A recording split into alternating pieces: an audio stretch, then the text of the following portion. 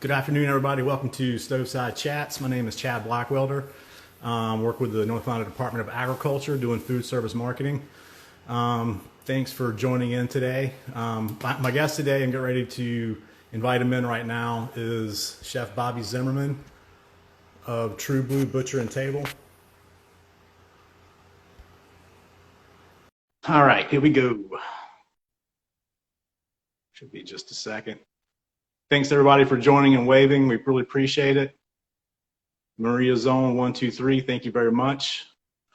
We're just waiting on Bobby to come in. Let's see, next week we have on the show, there he is. Bobby Z, what's happening here? Hey,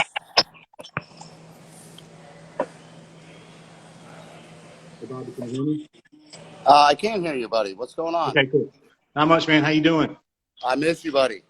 Miss you too, man. It's good to see you, even if it's a couple hundred miles away, man. Hope you're doing well down there in Wilmington.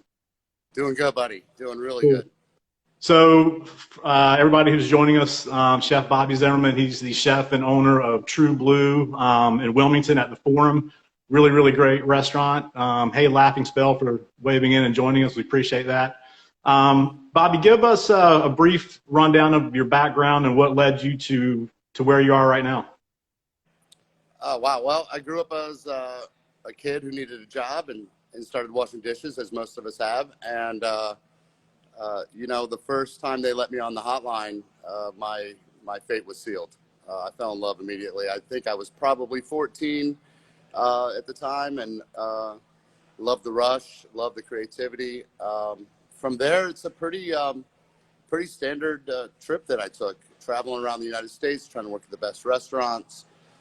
Some time at culinary school down in Mississippi, studied in New Orleans, Seattle, Denver, Chicago. I don't know, maybe 15 years ago, I ended up in Wilmington, and I've called it home. Now, I remember the story you told me. You and Holly just it was kind of random. Like Wilmington was kind of random, wasn't it? Complete. It was a spin of the globe, as I always say. We knew we would be leaving the area. I was working at a restaurant that I knew was taking me nowhere. So we packed up a van and moved to Wilmington. I hear you. So tell us about True Blue. All right. So True Blue was kind of created from an idea. Well, more of a disappointment, maybe I should say. I spent some time out of the kitchen and missed food tremendously and tried cooking at home. And oftentimes I'd come home empty-handed on Saturday afternoon with not the proper ingredients that as a chef I'd be looking for. And that's not to jab the grocery stores. I totally get it, but they just didn't have the things. I didn't have access to the ingredients that I wanted. And so I told Holly, I said, I want to open a butcher shop.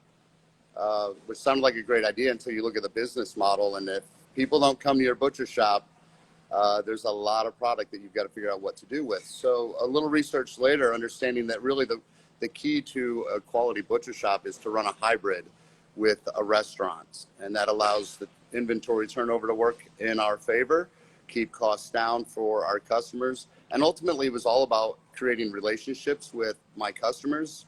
Being in the kitchen my entire life, I'd get to meet people when I'd go to the dining room floor. But personally, as a goal in life, I wanted to inspire people through food. And I knew that across the butcher counter would be exactly the thing that would work for that. Yeah, absolutely. And you and I have had the discussion in the past about how the old school butcher shop it's all but died. I mean, it's come back in the last couple of years with, whole animal butchery and more chefs today being more versed in, acquiring those butchering skills that'll help them when they have their own place. Talk about that a little bit, man, as far as how important it is to build a relationship with your local butcher and to be able to get those butcher secrets. And if you can talk about a few of the butcher secrets as well. Sure. I think the best example that I can give is people that like ribeyes. I use this as a story all the time. If I get to know you and we've spent any time together, you understand the structure of a ribeye and really kind of how inconsistent it is from one end to the other. So once I kind of show you the anatomy of that ribeye and you realize that you actually prefer something from the short loin end versus the chuck end, we've made a connection. Every time you walk in the door, now I know the cut that you want. So we're ensuring 100% success rate versus just picking one out from a random counter somewhere. Yeah.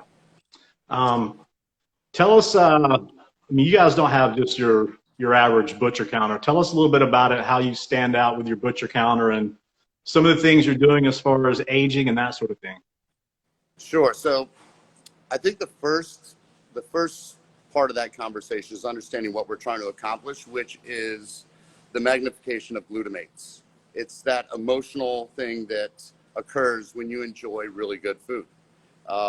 Beef happens to be very, very high in it, and beef actually gives you an extremely positive opportunity to magnify the glutamates based on how it's aged, how it's cooked, how it's seasoned.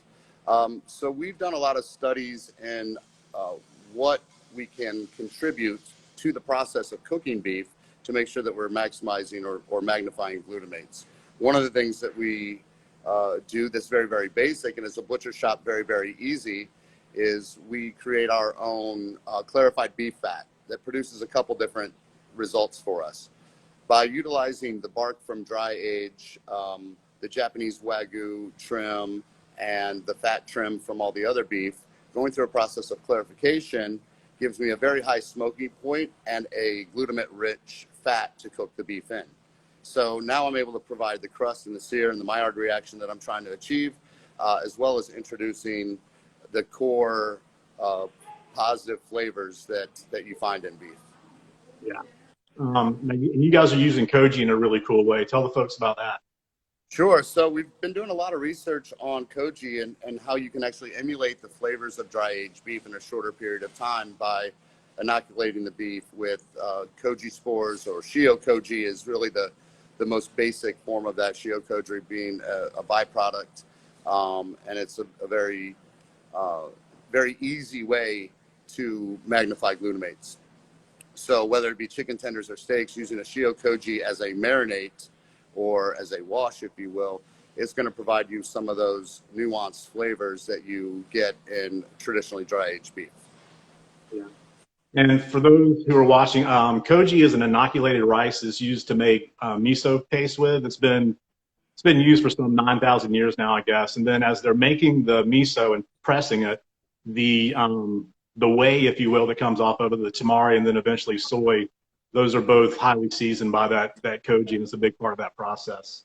Let's see.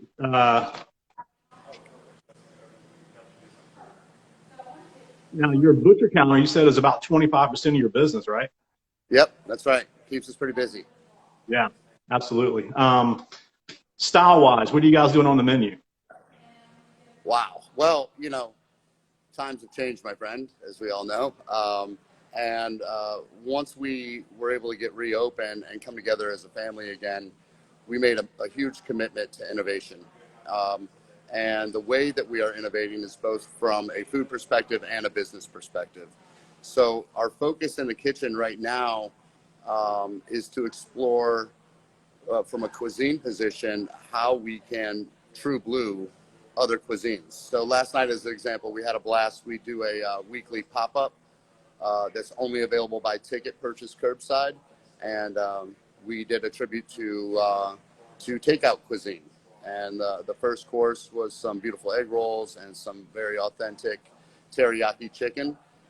Main course was bosam, and then dessert course was niam gao, along with a little bit of a yuzu cheesecake. So we kind of had fun with that, which isn't what you would expect from a steakhouse style of environment, but it pushes the staff to be innovative, and we had a lot of fun with it. As far as the philosophy of what we do daily, it really comes down to simplicity.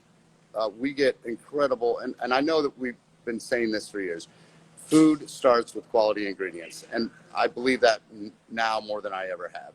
Trying to manipulate something that's of poor quality, quite frankly, is a waste of time. What's really exciting us right now is how do we, much like trying to magnify glutamates, how do we accentuate what the food was originally supposed to taste like? Whether it be the potatoes or the vegetables that we get from the local farmers, or the way we season our beef. So finding out how to actually enhance the original flavor is kind of where the key is. We're not hiding anything here. We're not trying to cover flavors at all. So with the process on our potatoes, which is just something as simple as potato roasties. There's such an extreme difference based on the technique that you use.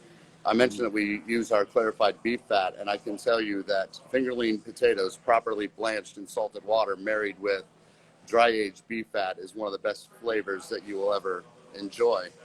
You just have to do it right.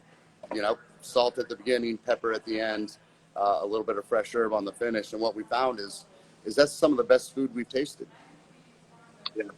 Well, it's cool. Every time I come to see you, I always get a cool tour of the walk-ins and different stuff that you're working on. And it's obvious by looking in your coolers that you have a connection with your local farmers and stuff. I want to go back to your butcher counter really quick. I find that super interesting. It's a really smart way of doing business. Talk about some of the value-added items that you have in your counter as well. Well, one of the cool things about having a smaller operation like we are, even though, you know, there's 3 cases full of beef, is having the ability to custom cut and custom blend anything that you want. So if somebody comes in and wants a specific burger blend, we do it right there on the fly. Right there, well, we'll take some of this, we'll take some of that, we'll take some of that. Another thing that we've kind of found as a butcher shop is some of the specialty retail that is used to complement the things that we do, using some folks like Mirwan over at Spice Walla, and folks are coming in to pick up a steak, and they're browsing the Spice Walla display that we have and picking up a nice 6-pack of that grilling spice kit that they have, and that's been really, really nice. Along with that, we quite often enjoy making terrines and pâtés and torchon and things like that. And we're really, really excited to get into sausages, but it may take us a little while to get to that point. We're quite busy. Yeah. We just got a few more minutes left. I know now you're doing, you know, the curbside pop-ups and obviously 50% capacity in the dining room. What did you guys do when restaurants weren't allowed to be open at all? I know that you were doing some stuff with the butcher counter by appointment. Can you talk about that a little bit? Sure, absolutely. So quite honestly, the first 2 weeks of the stay-at-home order was kind of shocking, to say the least. Where do we go? I had never faced decisions like that as a chef or a restaurant owner. And as time went on and innovation started inspiring us a little bit, we found that ultimately what we wanted to do is get our food inspiring people again. So it started with appointment-only butcher shop, curbside. So in other words, you call me up, text me, whatever. Hey, I'll be there at 2 o'clock, 6 prime ribeyes. I run it out to the car. Well, one of the things that was really cool that happened is my cell phone number was shared to all of Wilmington. And we went from appointment to kind of the constant text messages. Hey, can I come by and get some beef? We're craving some great steaks. And so we extended to a 3-day-a-week operation, curbside pickup only, pre-order, which when we first started, we were using Google Forms. We never really had a need for a robust online ordering platform or e-commerce. How quickly we realized that we needed to adapt to survive. So over time, we invested in that online ordering platform, figured out how it would be more convenient and accurate for our customers to communicate versus just texting me any time of the day to get whatever butcher products they need. And that actually saved the ship, man. We were able to generate a pretty good amount of income and keep things going operationally without any staff. It was just me and my wife Holly doing it, and the staff was at home, and it prepared us for a relaunch when we reopened, that people didn't forget about us. They were ready to come in and see us and come in and pick out their steaks again and get an opportunity to sit down and enjoy food in our restaurant, even though it's at 50% capacity. Yeah. Well, look, man, thank you for your time. I know you're busy. I'm glad you're busy. Yeah, buddy. And again, appreciate you doing what you do down there, using local stuff and always thinking outside the box and doing really cool stuff and adding a lot to your neighborhood. So thank you, and thank you for joining us.